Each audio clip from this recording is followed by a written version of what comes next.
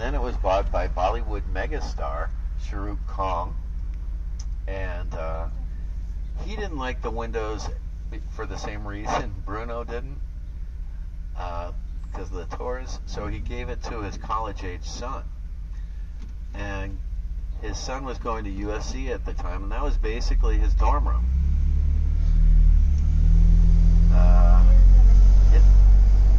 Kong's son's college experience is vastly different from mine.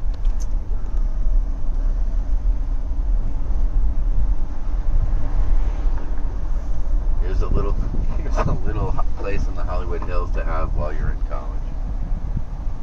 All right. Not Bitterroot. Now, this is Laurel Canyon Boulevard. If you go left, that will take you into the canyon. And down there in the canyon proper in the 1960s and 70s, it was the center of the musical universe. Some of the people who lived down there at the time, Joni Mitchell, Jimi Hendrix, Janis Joplin, Jim Morrison, Frank Zappa, members of the Monkees, the Stones, the Beatles, the Eagles, Crosby, Stills, Nash and Young, and on and on and on.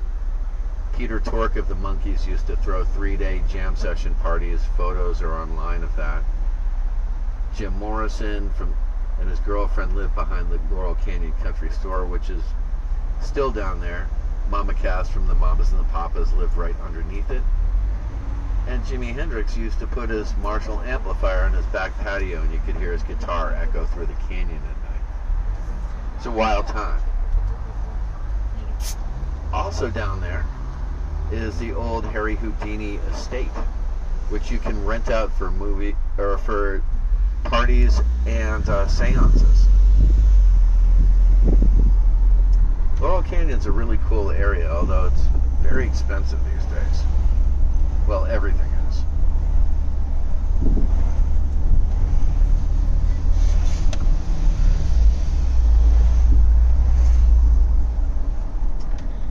Now, in a little bit, we're going to come up on Laurel Canyon Dog Park. Well, we're going to go by the driveway that enters it. It's a public dog park. It's sort of a celebrity dog park, too, because it's where they shot the first few seasons of The Dog Whisperer.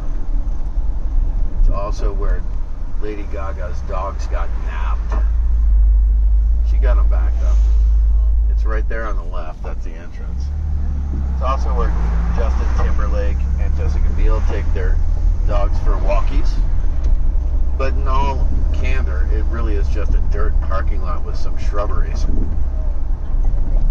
The dogs like it, though, and that's all that really matters. And if you want to do a little celebrity networking while you're in Los Angeles, why not take a dog down there, strike up a conversation? Don't go down there without a dog. It's weird. People will ask questions. And we're going to be going by Laurel Hills, which is an ungated celebrity community. It was built in the 50s through the early 60s. The Homeowners Association likes to keep all the houses looking just about like it's 1965. And if you drive around Laurel Hills, it really is a bit of a time warp. Feel like you're in a period drama.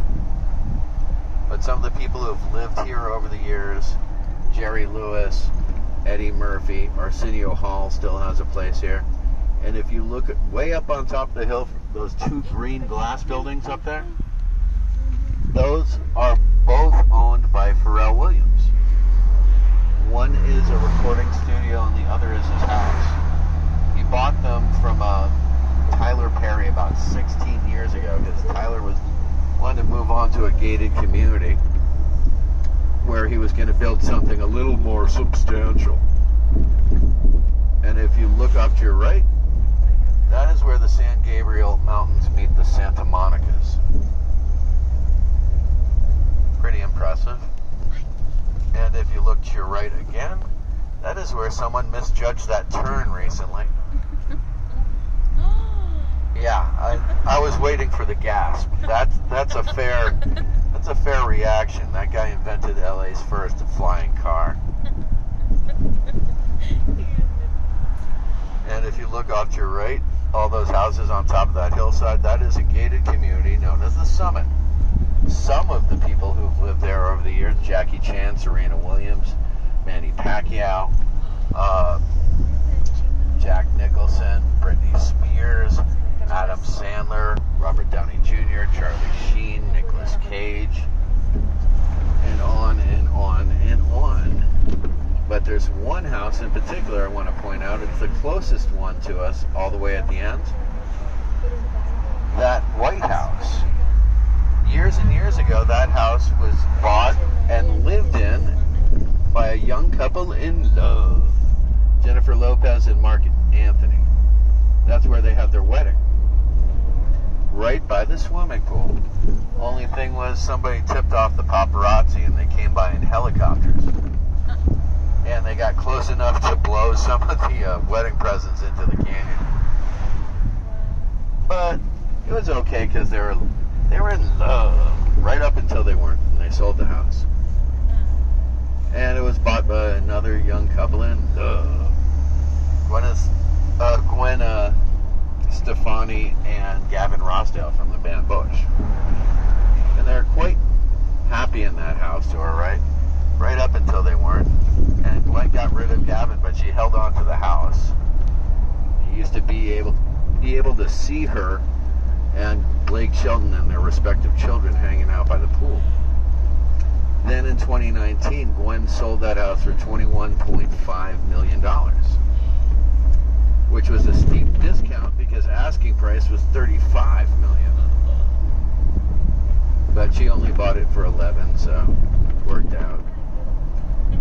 Now, coming up on the left is an aerial view of a gated community known as Beverly Ridge.